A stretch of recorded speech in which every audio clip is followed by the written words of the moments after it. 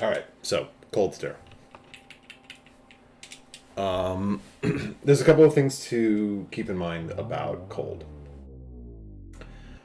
One of the biggest things is so we're going to talk about a few key aspects, and I talked about it a little bit in the larger ice walkthrough, but here a few things. Thing number one: the when you drop it, right? So we're gonna I prefer to go to the fire rod here first. You don't have to, but I would recommend it. I think it normalizes a lot of what you do, right? So the first thing is I see a lot of people will like do this cardinal movement here, like we'll do this. I don't love that. I think it's bad. Opinions may differ. My recommendation is not to do that. There's a couple of reasons. One is a lot of what defines how successful you will be here is you are trying to get these fire rod shots off quickly. Consistency is really important. So you will need to learn the timing. And to me, using this diagonal movement is better because you can get it better lined up and you can be further left. The thing is, you can be really far left and still hit the ice. Like, there. Like, you can see how far left I am, right? I'm barely, like, you can see Link is barely lined up with the very left edge of this ice. And you can still hit it with a fire rod shot. Even fairly high up, right? Like, look at how high up I was, and I still got it with a fire rod shot. Here, yeah. Point being, because the sooner you start fire rodding, the sooner you start moving up, the better. So I like to just hold up and right a bit, and then you don't want to mash. Mashing there is bad. You want to learn the timing. That's going to take practice. You may notice that I stopped. So I usually do 1, 2, 3, 4, 5, 6, 7. So I stop, and my third and fourth. So 1, 2, and I hold still for 3 and 4, and then I start moving up again. The reason you want to do that is basically to make sure you don't get too high too quickly. So it's like 1, 2, 3, 4, 5, 6, 7, 8. Once you're done, you're going to get up against the wall. The reason that we get up against the wall there, right, is so that icicle will, let's do this. Oh, shoot. Right? Nuts. I guess it technically doesn't matter. I got off the, I guess it doesn't really matter, right? So you just walk up to the wall. After you get the 8th shot off, you're just going to walk up to the wall and then slash, right? And you're going to start charging your sword. And the reason we do that is, right, if you're up against the wall here, you can see that the ice will dissipate when it lands. What the idea here is, you want to slash when you get to the wall, and then you need to make a slight delay. There are a few different ways to do it. I just learned the timing. You will also see some players, like for example, I know Meowski does this, who will do a slight movement to the left and then start going back to the right. And the idea here is that you do this so that you can properly get to your position on Kholdstare and immediately release the spin, right? So something like that works. I don't do that. I just kind of like know the motion, right? So like that, right? Or you can just kind of, like you can see like I just kind of get up there, I wait there for a second, and then I go. Part of the value of waiting there is you are baiting the second icicle. You can see that like when I get up here and I wait for a second, the second icicle is landing at the top as well. Whatever you do, so the goal is you want to release your spin relatively early. So this timing does matter. Like just getting the spin off isn't enough, because the thing is, if I do that, the puffs are going to release before I can get there. And that's a problem. Our goal here is to make this as safe as possible. So I'm going to talk about 6-slash, and then I'm going to talk single poke. So first things first, you can see like I'm releasing the spin. One thing I see a lot is people are like really far down left. You can see that like I'm like way at the, I'm like below the ice, and I'm like way to the left like there. You don't need to do that. The cue that I like to use is Link is like basically stand, like you can see, I can like stand in the middle of the puffs here, and I can release my spin, and it's fine. So like the way I like to kind of think about it here is kind of like get it so that Link is like half covered, like he's split in the middle. So like half of his body and half like this way and half this way, and that's where you're releasing it, right? So you can see like I'm like kind of maybe even a little higher than that, right? So you can see I'm kind of like, but you can see what I mean. Like half of him is basically covered by the puffs, approximately, right? Once you release your, so again, you want that timing so that you can release your spin relatively early and you will still bounce the puffs. The better you get that timing, the easier the rest of the fight will be. Once you release that spin, the puffs are going to bounce up into the upper right. What we're going to do is we're going to chase them down. So let's talk Six Slash. We're going to slash them once into the corner, and then we are going to move a little bit left and then slash to the right, then move a little bit and slash. And the idea here is that because you are stepping back to the right when you slash, what we want to do is get them from a little bit below them so that when we slash them, they are constantly bouncing up, and then we're moving away and slashing again. And the idea here is we're going to keep bouncing them up into the corner, right? So we do here, and then we slash. And you can see that like the goal here is I'm trying to like keep them. So it's actually, it's two.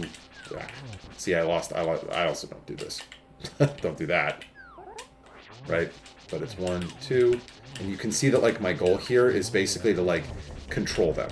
So that got, the last one got away, but you can see that the goal is I'm trying to slash here such that like they're going up. 1, 2, and then I'm moving left and then back right to slash.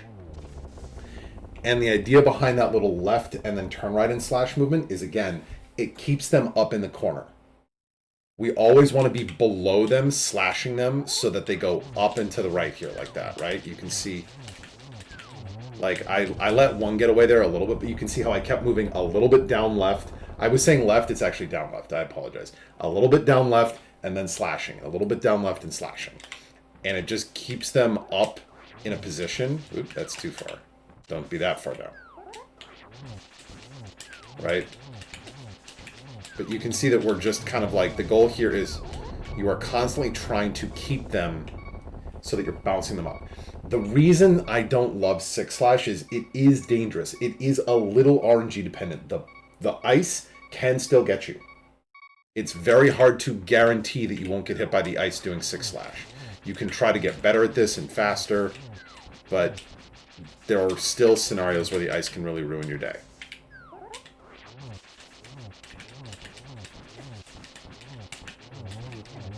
Right?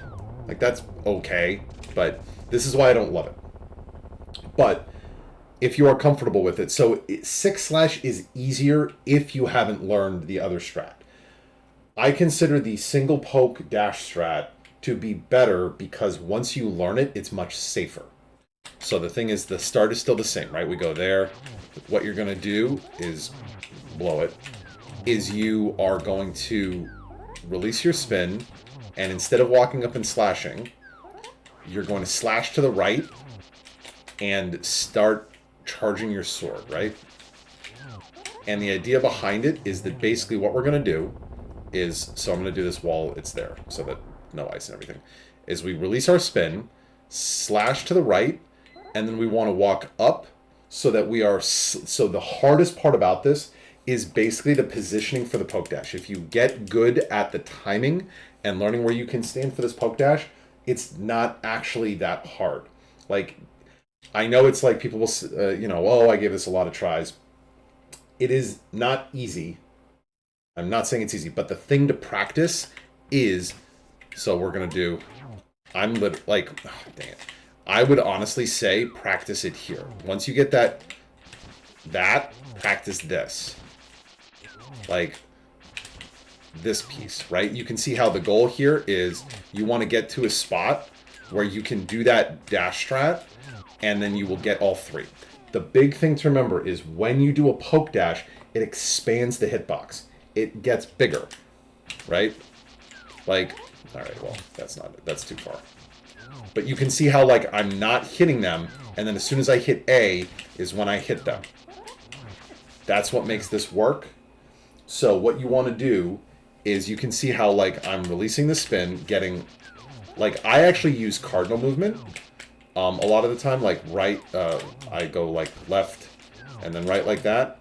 You can try and go up in a diagonal too. And what you want to do is just is slash to the right, get below them so you can release the poke dash and hit them. And then you're just kind of walking. Once you get the poke dash, all you have to do is walk a little bit to the right, release your spin, right? So you're here, you're poke dashing, and then you're going a little bit. Sometimes like you'll either go right or a little bit right and down, and you're releasing your spin. It will bounce them into the corner and they'll get hit twice by the spin. And then the last thing is take a step down and slash up, right? So you can see I'm moving right and up slightly, releasing my spin so that it's going to bounce them into the corner. And then all I'm doing is stepping down and slashing up. And there you go, right? So you can see that I've basically broken this into a few different constituent parts. And this is what I would argue is the way to practice it. Is one, practice those fire rod shots. It is legitimately important to get the timing down and well. Once you are consistently getting that movement and you're getting the fire rod shots such that you are going, because you should be able to tell that you got it well, because when you do this, what you want is you want to be able to get to the wall before the next icicle drops, right? 1, 2, 3, 4, 5, 6, 7, 8. And then I'm up to the wall, and you can see how I have all of that timing clean, right? The first icicle is nowhere near me. I am at the wall. That first icicle is way down. There is I see a lot of people will get hit by that first icicle. That means you are too slow on the fire rod shots. If the icicle can break such that the top ice ball hits you, you are too slow on the fire rod shots. That needs to get practiced. So this is what I mean. It's like it's a lot of like, oh, well, it's like, it is reps. You can't match. It's timing. Remember, only one fire rod shot can be on screen at the same time. If you remember when I did this in the like walkthrough, I closed my eyes and I still got all 8 in correctly. It's muscle memory. So you hit all 8, walk up to the wall, slash to start charging your sword. You will need to practice this timing. You can try the little Meowski like step to the left and then go right and down and release, or just do like what I do. I walk to the right and then I wait for a second and then I walk down. You will need to practice that timing. I do like the left here. 1, 2, 3, 4. See, I messed up. 1, 2, 3, 4, 5, 6, 7, 8. So it's wall, and then he does that little, like, you can see how I just slash my sword, I immediately move left, and then walked into my spot and immediately release the spin. That will work. You just need to get comfortable about how far to go to the left, such that when you go right and then down, you can release your spin. Keep your movements cardinal. No diagonals here. Release the spin. Save state. Create a save state once you do this. And then the thing you need to practice is practice getting the poke dash. If you can get that down, the rest of it is much simpler to learn. You've got to practice that poke dash. So it's all about positioning, right? It's here, and I'm too late. 1, 2, 3, 4, 5, 6, 7, 8. Right? So for me, it's I wait, release. And you've got to just practice the poke dash. That's the thing. Make the save state after you release that spin. Also, again, don't be too low. This is part of why I was talking about it. I mentioned it, but I want to be really clear. Don't go too far down. When I talk about Link's positioning being in the puffs, that matters. If you're here, you have further to go to get in position. It is harder. Learning how high and to the right you can be when you release your spin and you will still hit the puffs into a good spot matters. You don't want to be too far to the right because you will hit them you will not hit them far enough to the right, and then you will be in like double poke dash position. So again, like I like just really try and like get to that spot of like, hey, we're going to be, right? It's like, so if you want to learn the Meowski thing, it's there, but you can see I was not super left or down. I'm like part of the way in the puffs. Release the spin, make that save state. Because if you're not too far down and too far left, you should be able to slash to the right, walk up such that you're close to them, and then tap A to do the poke dash. So you just need to tap A there. And if you did it right, when you tap A, your hitbox will expand, you will poke them, and then it's you move right and down, release your spin, step down, and slash up. Good luck.